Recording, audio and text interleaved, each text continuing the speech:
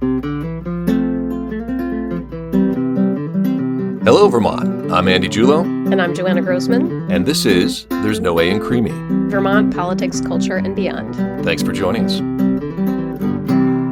Welcome back to There's No A in Creemee. This is episode 5, and it's a good one. We have a great interview with Senator Becca White today. Amazing. It was so fun to talk with her. She is so smart and such an amazing leader on issues, and she was just so fun. She always is, and we get into this in the interview, but my daughters refer to her as the cool senator. Yeah, I love that. She is the cool. She's like the senator influencer. She is. I think that Allison Clarkson, her seatmate. Yeah, seatmate is also very cool. Yes, she is. Well, she has. It's funny, so people will hear in this segment in the interview that we did a little statehouse style segment that's been like a little checklist item for me for a long time. And what we didn't talk about is that Allison always has these really cool, like long sort of coats on. Yeah, she's got her own style. She's got a look, really nice look. Yeah. Oh, and I think Joe Major is also.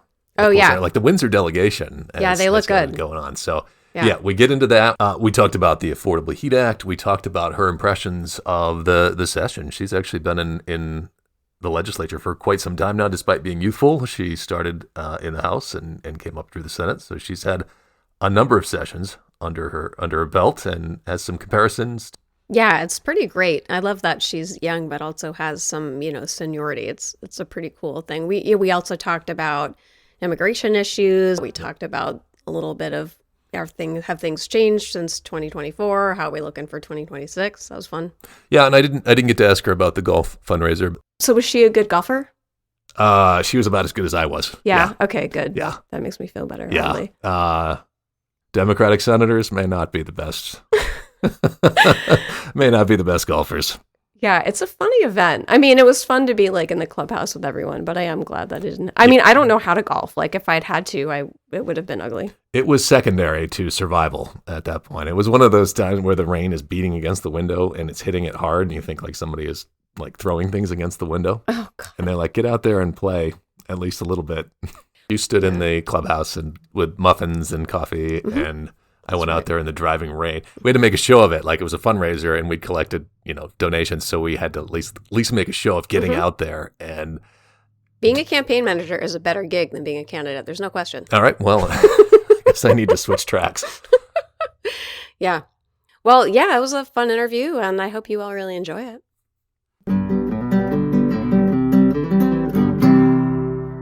So, welcome to the podcast, Senator Becca White. We're so happy you're here with us. Thanks for having me. Woohoo. Yeah, absolutely. This has been a crazy session. We're glad you've survived this far. How are you doing? Well, we are not done yet. Yeah. Although I think many of us are done with the session. Kind of like italics, bold, that word. We are going to be coming back to resolve the educational reform issues and that piece of legislation. So at some point, I believe June 16th is the date we have set. But other than that, we are done. So the average age, I've learned from the internet, which is always correct, of the Vermont State Senate is 62. You are not that. But you are sort of a state house veteran at this point. You served 4 years in the House. You've been through 3 sessions in the Senate, so you do have some comparison on past sessions. How does this one compare to past? Oh, that's a great question. And yeah, it's kind of funny. I'm a little bit of the old guard now, even though I'm 30.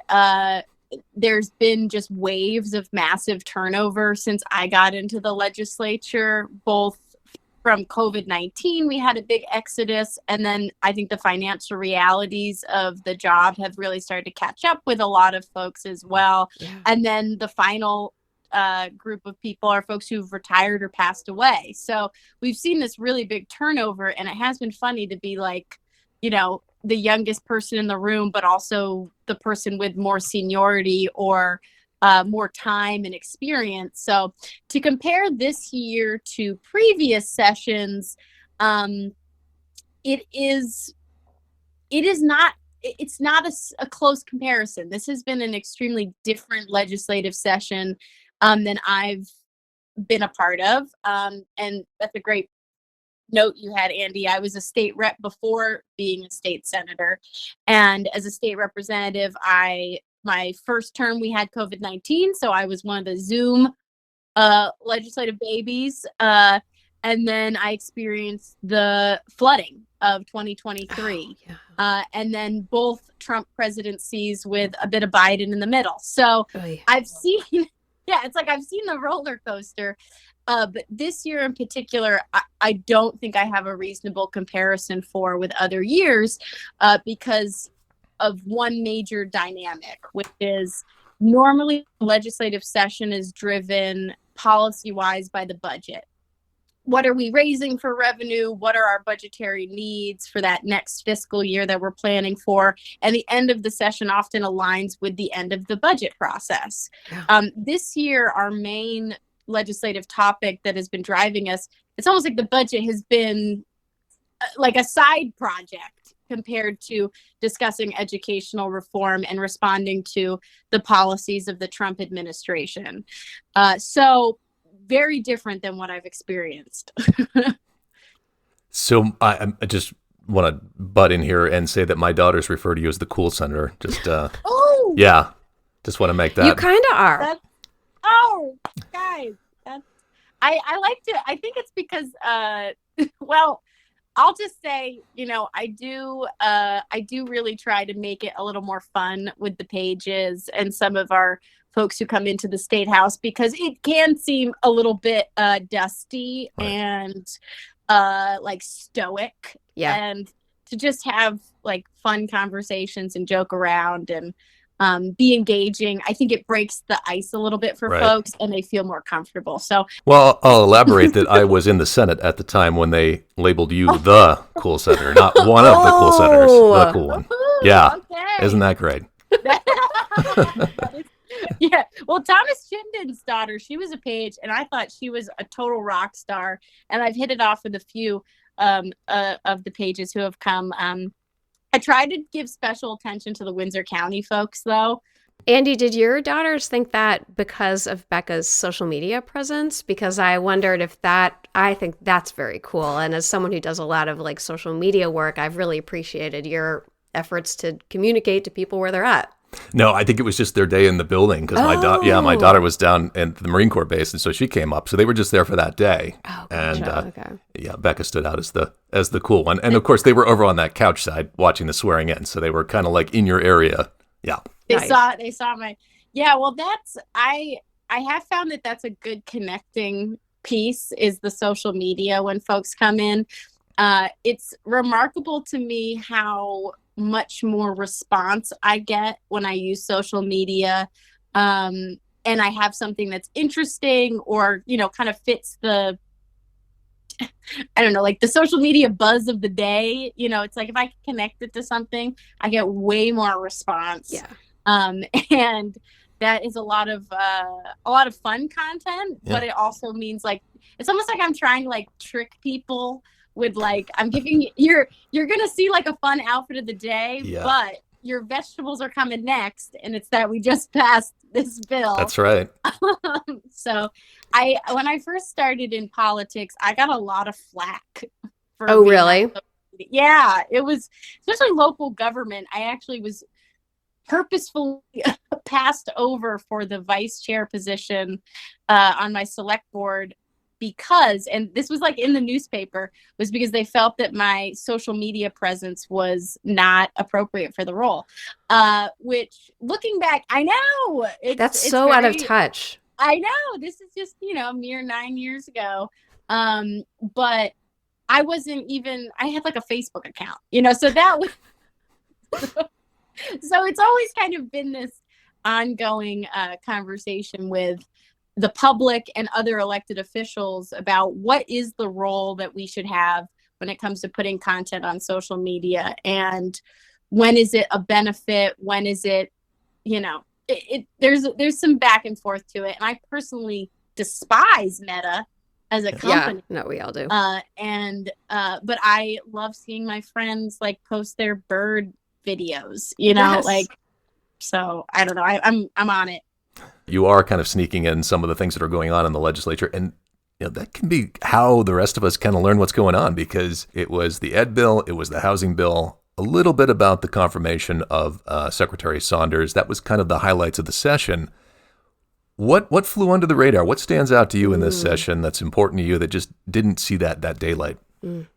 Well, I appreciate that those are the things that kind of sparked, I think, through the reporting that we have in Vermont. And even in a state that's got that good kind of spectrum of media landscape, we don't get everything covered. So some of the issues that I think got missed, I'm a transportation girly. That's like my whole shtick. It's electric vehicles and my husband's grabbing his headphones. I'm like the electric vehicle gal. I'm the biking, pedestrian, public transit person. Love it. And yeah, just nerd out on that all day.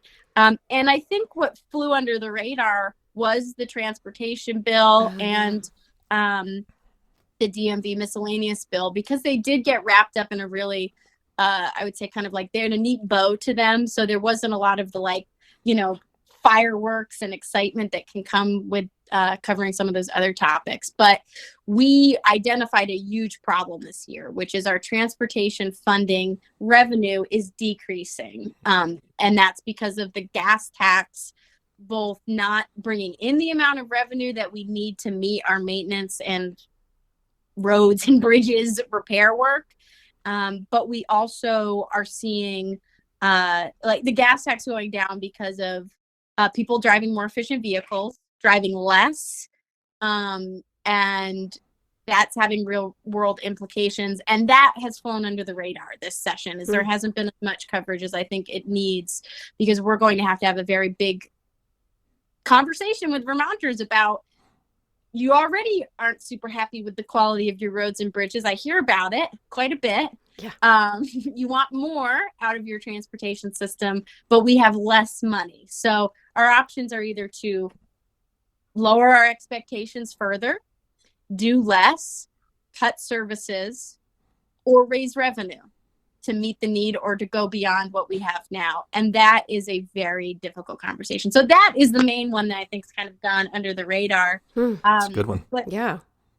You didn't mention immigration, which I don't think has gone under the radar, but I think a lot of Vermonters have been paying attention to it. But there's one bill, S44, that passed this year that I think should have gotten more coverage, but it just did a small slice of the problem, which is, and I introduced the bill on the Senate side originally to prevent the deputization of local law enforcement unless the I saw it. Yeah. But tell us more. But on the, so a local law enforcement agency, your sheriff, your municipal law enforcement in the United States, they can be deputized by ICE to use their local resources to fulfill the needs of ICE.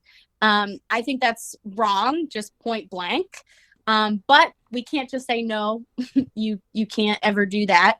We have to have a process in place, and we do through our fair and impartial policing work that we've done. This governor has to sign off to allow deputization of local law enforcement to happen. And my bill originally took it one step further and said, not only does the governor need to sign off, but the legislative body does as well. That got scaled back. It fixed a loophole, essentially, which is that if a state of emergency is declared by the federal government, technically that would have overridden the need for the governor to sign off on those deputization orders. So we fixed that. Good for and you. Now, that was just like, okay, well, Donald Trump is talking about it, calling a emergency state on immigration. So it's not out of this realm of possibility that we're going to need that. So, I was very happy by that piece of legislation, and it didn't necessarily fly under the radar as a topic, but that small solution I don't think got as much coverage. Thank you for working on that, Becca. I mean, that is such an important issue right now, and it's close to my heart. I really, really appreciate it. It's been a topic that I think most Vermonters are feeling really personally impacted by. Either they are the children of immigrants or the grandchildren of immigrants, or they are, as we are an interconnected community, they are connected to someone who is experiencing fear due to the risk of deportation or the risk of complications around their citizenship status. So a lot of Vermonters are thinking about it. I mean, it is staggering what's been happening in Vermont. And sometimes I feel like the administration is trying to set up Vermont to look bad or something when what we're doing is standing up for people's rights. And you've really been a leader on that. And I really appreciate that. I wonder if you want to share a little bit of your experiences and stories from the past few weeks about that. Oh, yeah. Well, that's kind of the topic of the Donald Trump administration and his policies around deportation. I had been following before a few weeks ago very closely, but it wasn't until a good friend of mine and a beloved community member here in the Upper Valley invited me to his citizenship interview. Mosin Madawi, I think at this point, if you've listened to VPR, keep up to date on local news, you've probably been following the story to some extent. But when Mosin invited me to a citizenship interview, I kind of oscillated between, don't worry at all, this is not going to be that. Speaking to people who knew him, they said, there's no way. Like, I mean, this who is a would guy think? who, like, yeah, it's like, this is a guy who helped out with condo board negotiations, like this is a guy who works at the bank, someone who worked at Dirt Cowboy Cafe. This is a person who I know spiritually through meditation practice in the Upper Valley, like a good Vermont local beloved person.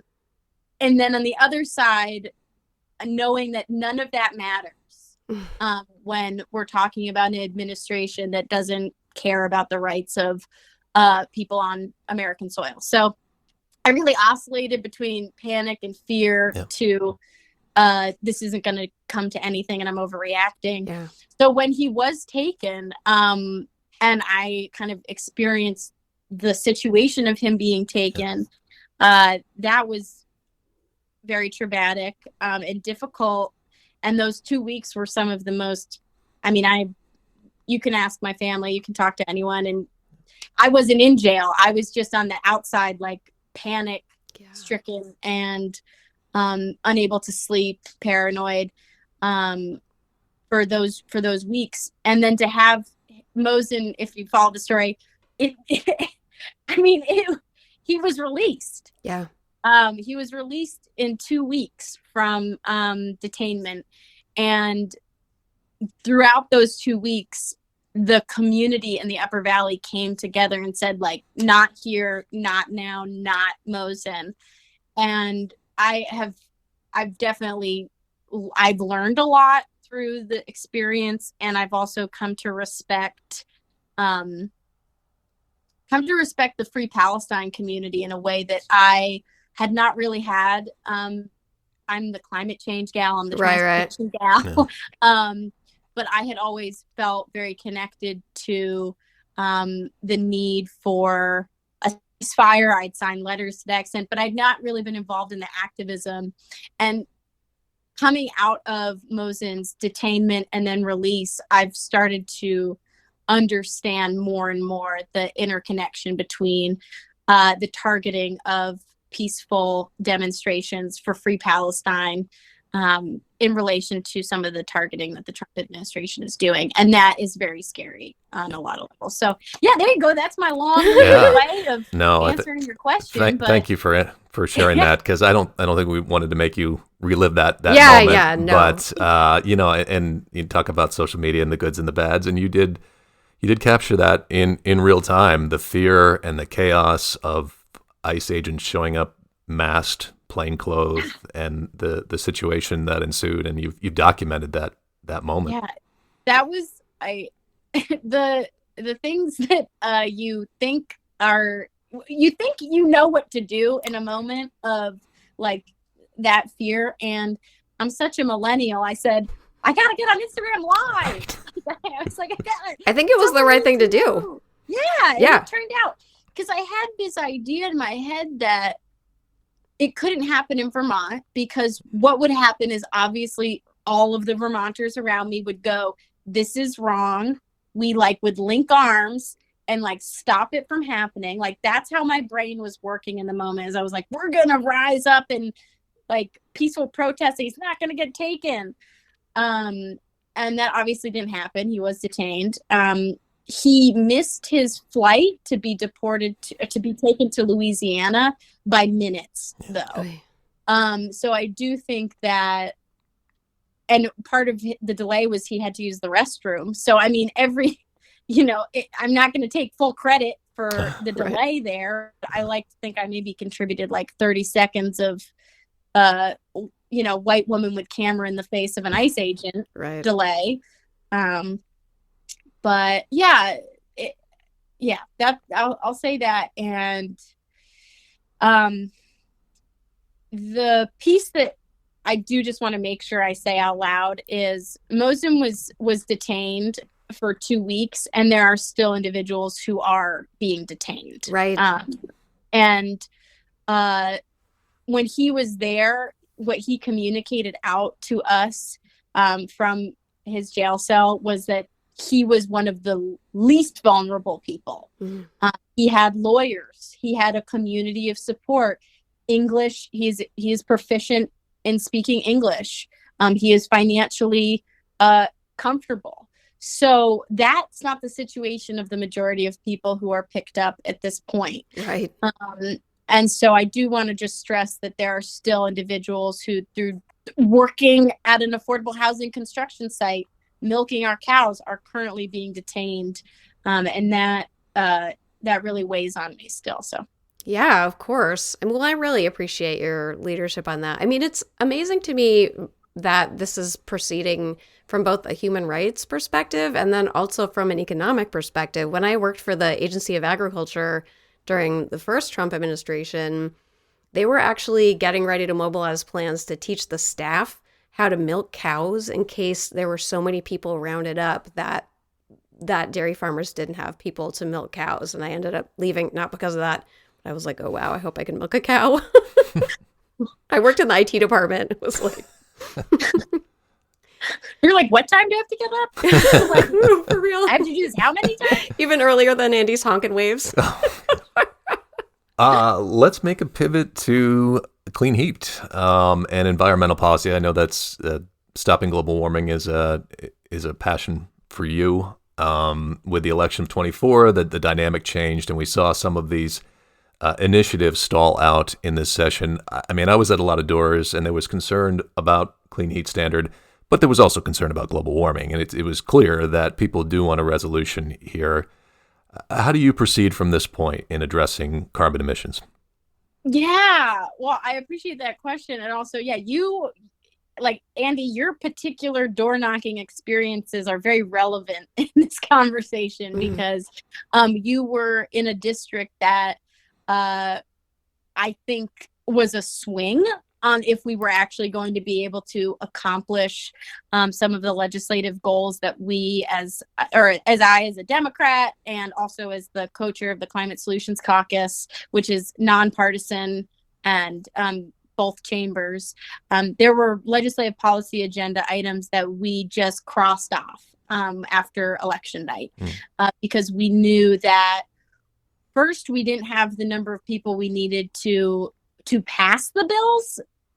And even if we got to the point of being able to get a number of people who were there to pass legislation, we were going to see a veto from our governor. And so that just kind of that crossed that off.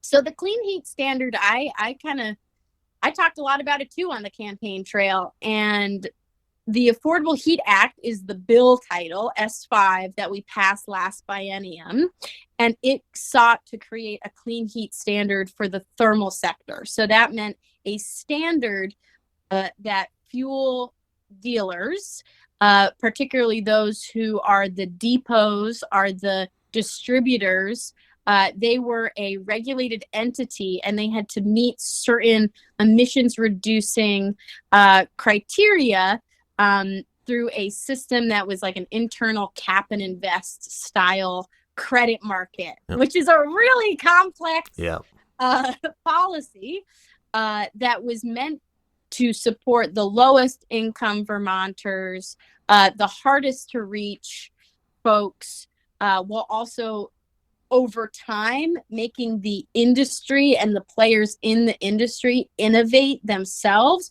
rather than forcing specific solutions on them. So there was a myriad of things that a regulated entity could do. They could install wood pellet furnaces and boilers. They could install heat pumps. They could weatherize homes. They could provide all sorts of biodiesel or blended fuel alternatives to their customers. So it was a very all-encompassing thermal policy to reduce our carbon emissions. And what I took away from going door to door and talking to folks during the campaign season was that first, the variability of price of that standard was a no-go for most Vermonters.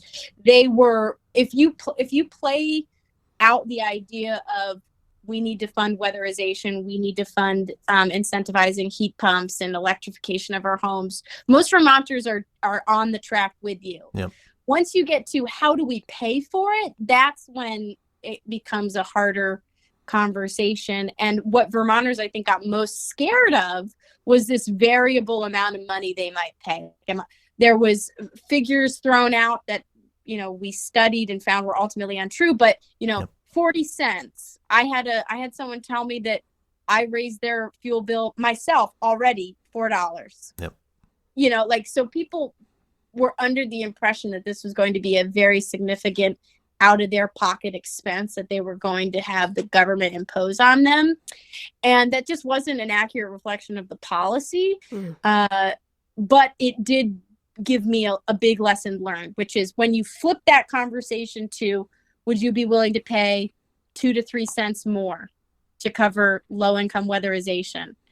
2 pennies, that has shifted. That conversation, I think, is where we need to go. Right. Is a fixed amount of money to go to specific things that people can wrap their head around, and also a program that is less complex, because it we learned from the study itself that even our Public Utilities Commission, our Public Service Department, it was complex for them to administer. Sure. So yep. Very, very creative and innovative and nationally acclaimed, perhaps, if it could have happened, but not something that we had the administrative ability to do. And ultimately something we didn't really talk about a lot this session. Yeah.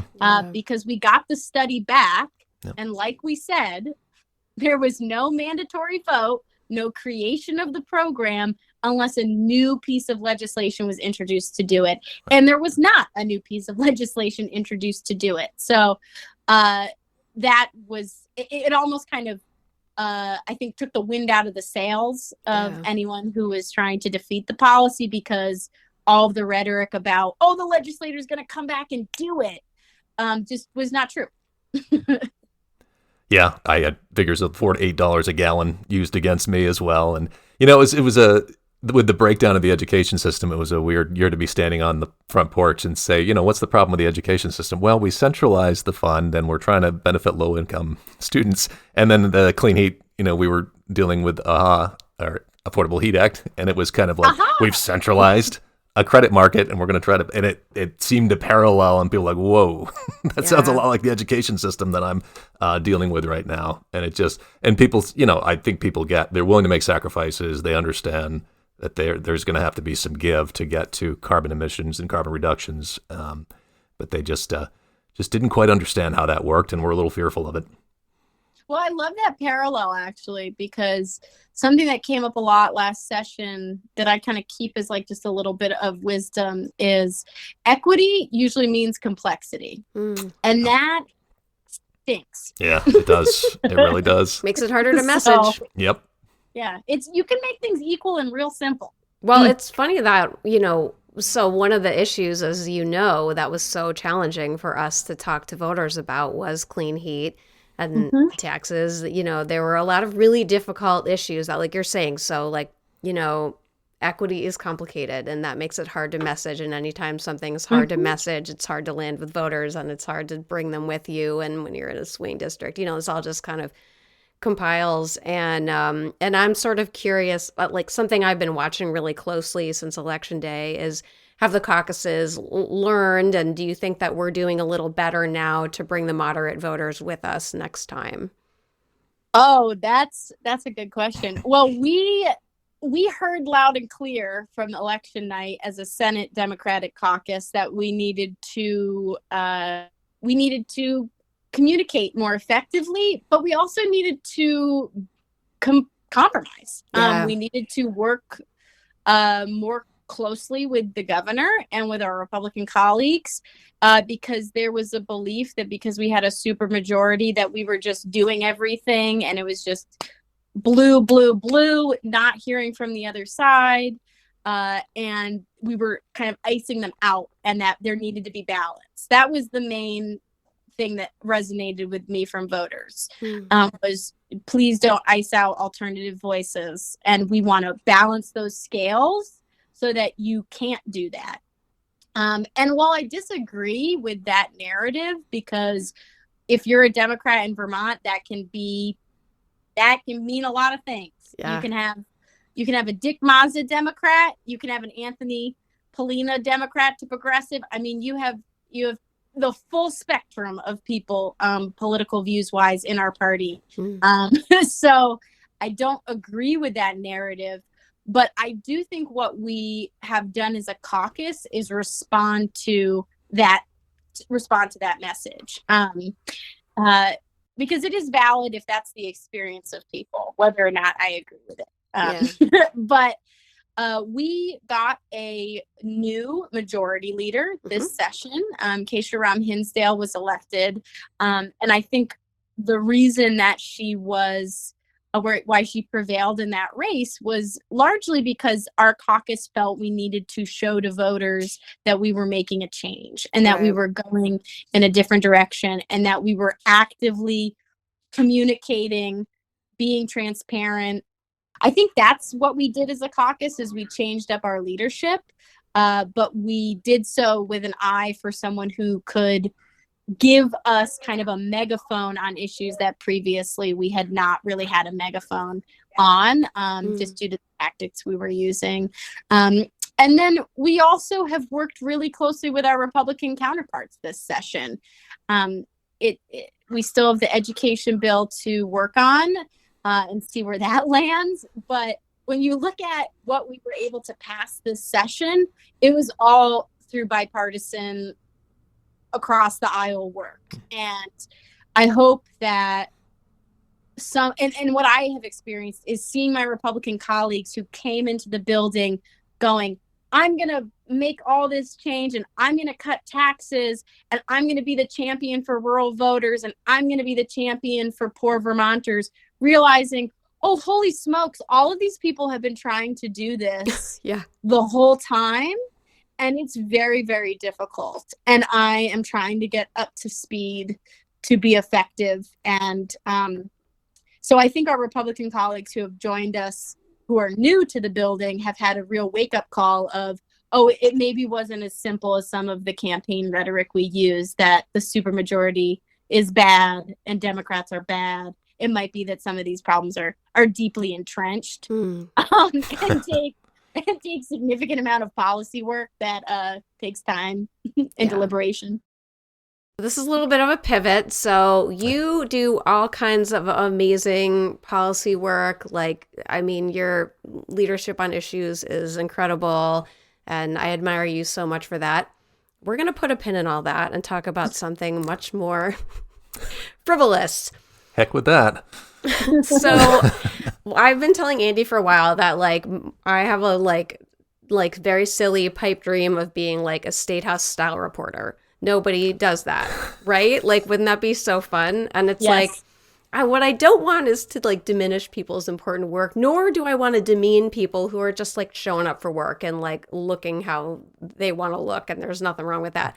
But like I have to tell you, like I love when people bring a little look into the State House. That is like one of my favorites. And I just love to see, and it doesn't even have to be something like I would wear or a look like I even like. I just like that they're bringing some look. Do you know what I mean? Yeah.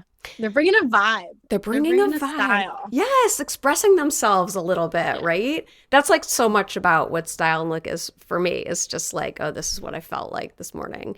Yeah, and so I've noticed you like to bring a little look into the State House, and I'm curious if there's like if you have any sort of like theme or anything like, oh, I like to present this way. And I'm also curious, like, who are there other people in the State House that you love to see, like how they're looking that day or what they're wearing? Oh my gosh. Well, this is my favorite question so far. Yes. So, Andy, why are you asking me about Bill? I'm sorry. We should have let off with that. Why am I here? That's Well, I appreciate the question because I'm a young woman. I'm 30. There's not a lot of built-in role models for how to dress or how to present yourself as a 30-year-old woman state senator. Yeah. There's just not a lot of, there's not a lot of brands. There's not a lot of, especially in Vermont. Yeah, especially in Vermont, where you run the gamut of people showing up with Crocs and socks and real. Yep. Like a Dior suit, like it really, and usually if they're in a Dior suit, you're like, so what DC lobby firm? Right. I was going to say, those are the lobbyists for sure. Yeah. It's like, who's got the shiniest shoes? Probably someone from DC. Yeah. But I started out when I got into the State House dressing like a 65-year-old woman. And I mean that with no disrespect to 65-year-old women, because I looked around and said, these are the styles that I'm seeing. I shopped at Talbot's. I had a Talbot's credit card. Did you get those like St. John's suits? You know what I mean? Yes, exactly. Yeah, the wool. Yeah. I had like a Lane Bryant, like there you go, little 2-piece everything. And throughout my confidence building as an elected official, I kind of started to dress differently as I became more confident in both my presentation and like it almost felt like I was giving myself permission to dress how I wanted to the longer I was in it. And at this point, I've got such a good little community hub of local thrift, vintage purveyors that I don't even really shop anymore. It's like I get a call or I get a text from someone saying, we have a size 8, we have size 6. That's like a VIP. Oh my God, that's amazing. Yes. You're my hero. And I'm very strict on, I don't like to buy new clothing. That's important to me. Like go back to the climate change conversation and fast fashion and waste. But I've really lucked out, and there seems to be a changing of the guard of outfits in our area. And if you have a good tailor, which I do, you really can, the sky's the limit. I always wish I could sew, but having a good tailor is also where I go with that. Yeah. Yes. If you find a good tailor, you can pretty much do anything is what I've learned. Yeah. I'm also a big thrift shopper. Yeah. Exactly. Big fan. Yeah. And your question about who do I watch? Well, this year, Representative Will Greer has really, he's blown my socks off. I'm like, okay, Bennington. Yeah. I love the bright colors. Yeah. And then Representative Mary Catherine Stone. Oh yeah, she always looks to the nines. Yeah. Mm-hmm.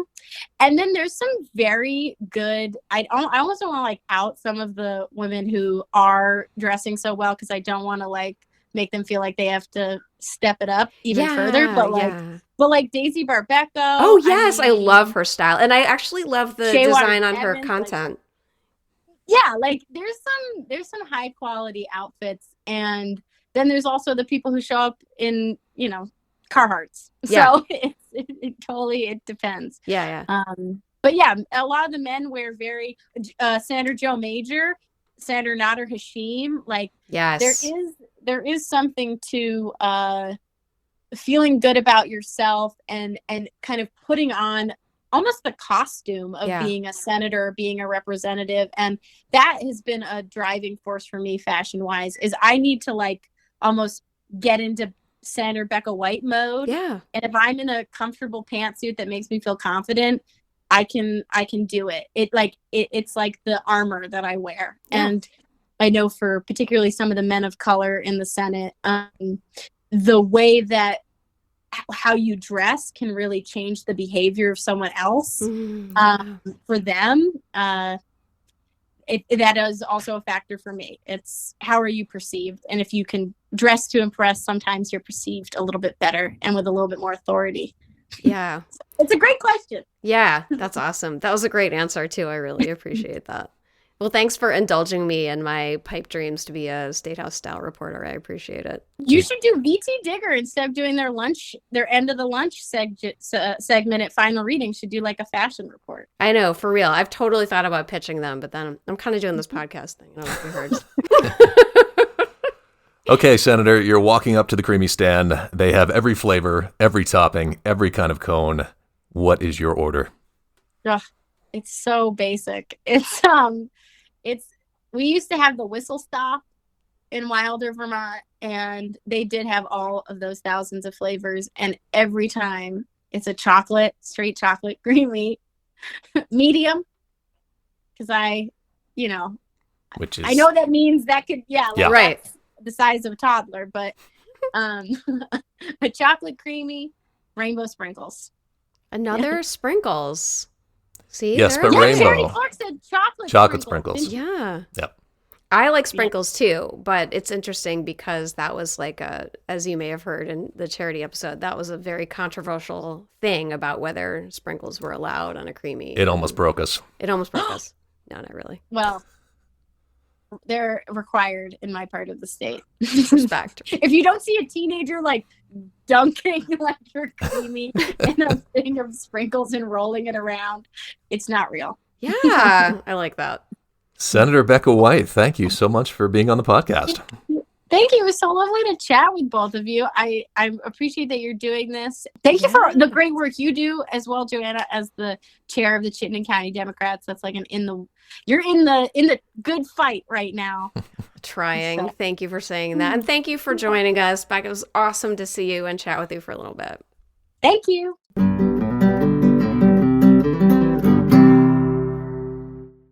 Well, that brings us to the end of this episode. Thank you all for listening. Follow us between episodes for the latest updates on our socials at There's No A in Creemee on Instagram, Substack, and Blue Sky. And catch us on our next episode of There's No A in Creemee, Vermont Politics, Culture, and Beyond in Apple Podcasts and Spotify.